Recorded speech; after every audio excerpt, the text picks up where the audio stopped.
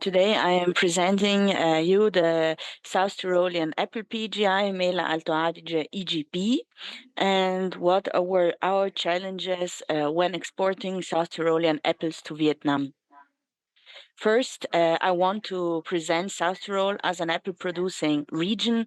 Where are we? This is Italy in the heart or south of Europe, but our region is in the heart of Europe. We're in the northernmost province of Italy, so we're bordering to Austria and Switzerland in the very high north of Italy. This is our cultivation area of around 18,000 hectares of apples. This represents 3% of our total area in South Tyrol. May not seem a lot, but you have to know that around 80% of South Tyrol is above 1,000 sea meters. So it's a very mountainous region. As you can also see in my background when I'm talking, we have high mountains. So the area in the valley is very densely planted. We are an important apple grower and the biggest apple growing region in Europe in sense of a whole region that is connected. We harvest around 900,000 metric tons, so nearly 1 million metric tons every year. This represents 8% of the European harvest and 50% of the Italian harvest. We are also an important supplier of organic apples within the European Union, representing around 20% of the European organic apple production. We have around 6,000 apple growers in this region. Most of the orchards are family operated and family owned, so it's very small realities, only 3 hectares per farmers, and all in all 6,000 farmers. Why do we cultivate apples? This has to do with our alpine climate, which is mixed with the Mediterranean climate, because you have to think in our north, there are the Dolomites, there are the Alps. So we're protected from the north with the mountains, but still a lot of warm wind comes from the south. So in springtime, we have abundant rain. We then have warm summer days and cool autumn nights. Especially the cool autumn nights are quite important because these are what are responsible for the apples to ripen and to develop their color also. In sense of precipitation, we talk about 800 millimeters per year. And very important, we come from a very sunny region with around 300 days of sunshine and 2,000 hours of sunshine per year. Then where are our apples cultivated?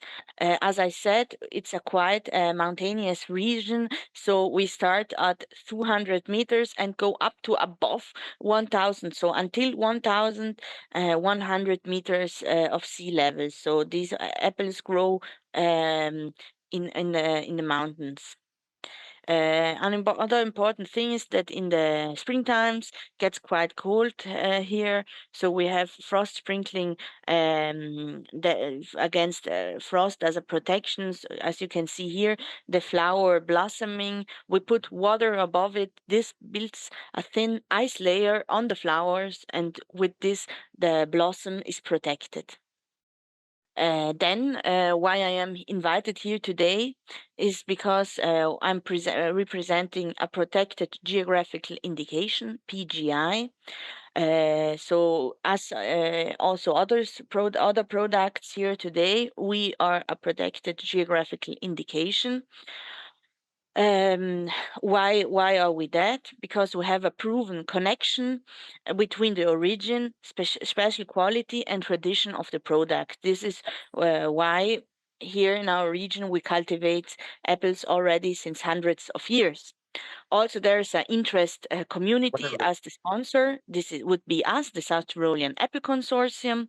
Then we have an origin, processing, and protection. Then we do have to have environmentally friendly method of production.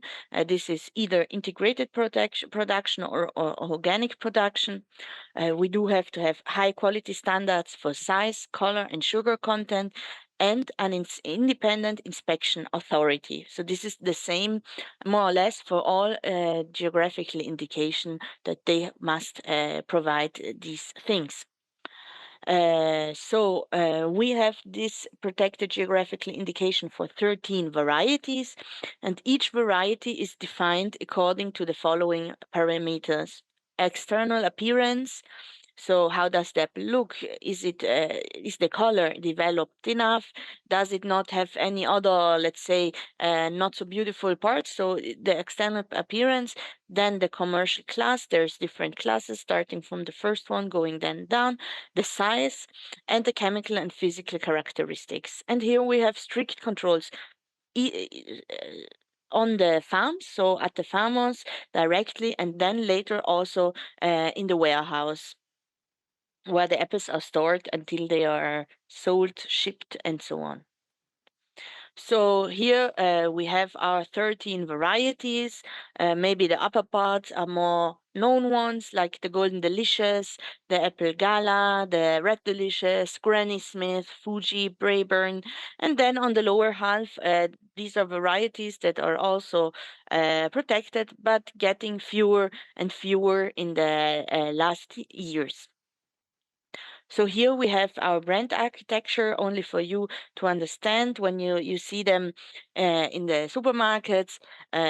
We are, as a consortium, let's say the top part, and then we have brands like Marlene or Valvenosta that are also Südtiroler Apple PGI. Here, these brands are explained again, and they come from different producers in our region. Then we also cultivate apples in our region that are not part of the PGI, but are branded apples. The most famous one probably is Pink Lady, but also Kansi and other of these brands are getting more and more known all over the world.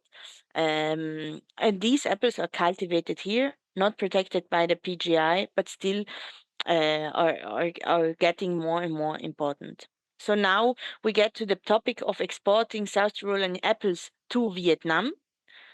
There are different challenges that you can group in three challenge chapters, let's say. The first challenge for sure are regulatory barriers, so compliance with the Vietnamese phytosanitary standards. This is something discussed on a national level then with the Ministry of Agriculture, the Italian one, helping us here. Why is that? Because we have to ensure to have pest-free shipments, particularly against CDA to Vietnam. Then another challenge is the market entry, the second one. So what is necessary here, of course, is establishing trust to the Vietnamese authority and business partners. This takes a lot of time and experience also. And then, of course, you have to compete with the existing fruit suppliers because when entering a market, you, of course, take somebody else's place. And this is a lot of work also. And then the third, also important challenge is the challenge of logistics. This is because you have to maintain the apple quality during the long transit times, and this is not so. This is can be done, but of course takes a lot of know-how and expertise. So you have to ensure a cold chain integrity with an effective temperature control. So this works that there is a sensor in the apple's container that really measures the temperature during the whole travel around the world. So how did we overcome the regulatory barriers? first, the phytosanitary compliance. So we had to develop a system approach involving integrated pest management. We have to do field controls and packaging house inspections. And then we have to collaborate with the national plant protection organization. Then a lot of training and monitoring had to be done. So regular training for staff to identify pest present and detailed record keeping of these control measures. Then there were as I already mentioned, the national level negotiations. So export negotiations are conducted on a national level, not on a European level. This is maybe something that not everybody here knew, but this is not done by the EU, but on an Italian national level. And then there is a lot of effort still ongoing to harmonize the system approaches across the European countries, because it would, of course, be ideal if there would be the same rules for all European countries. Right now, the Italian approach is similar to the one of other European states in order to get a unified strategy for the whole of Europe.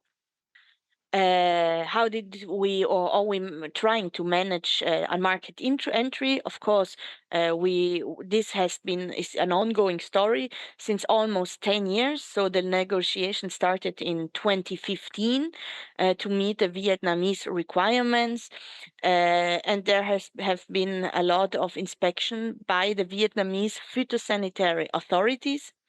Then there has been quite some collaborative effort. So collaborations with institutions like Asomela, this is the head organizations of all apple producers in Italy.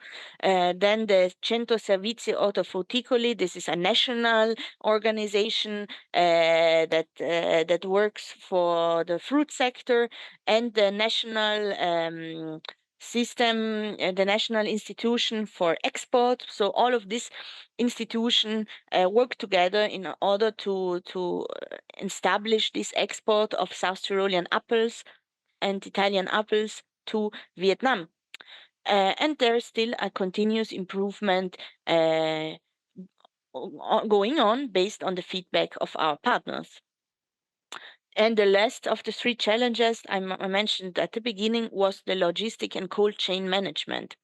So this cold treatment procedure, as I said, has to be done pre-shipment for us for a couple of days, and then in transit for these infestation treatments. There is a use of temperature sensors and data loggers for monitoring, and then there is this cold treatment for several consecutive days to ensure the pest control. This then goes on to specialized packing houses approved for the export, and ensuring a no mixing of the fruits on the different export batches. So as you can see, a lot of know-how goes into the export of the apples until they arrive in Vietnam. So the last couple of remarks. We have this PGI status, with which we can assure a high quality and authentic apples. We also are able to have a market differentiation here, leveraging the PGI, so we can distinguish our apple on the Vietnamese market. We can promote our unique attributes and qualities with this protection, and we can boost consumer trust, enhancing our brand reputation through the PGI certification. Here we have a success story, our first shipment to Vietnam. This was the first container shipped in March of 2020 after 5 years of negotiation on all kinds of different levels. There was a collaboration with regional, national authorities and the Italian embassy in Hanoi. So quite some work in order to make this, and we have received positive feedback. We see a lot of potential in the Vietnamese market, and we work on building trust and relationship with Vietnamese customers. So what are the future prospects? Of course, we aim to have a further grow in the Vietnamese market. And we also see a potential for entering other Asian markets like Taiwan or Thailand. We work on our continuous improvement, so our ongoing efforts to enhance pest control, quality assurance, and a cold chain management. We're adapting to the changing regulation and market demands. And with this, I come to the end of my presentation. At the lower right corner, you can see my contact details, and feel free to ask whichever question that comes into your mind. Thank you for your attention.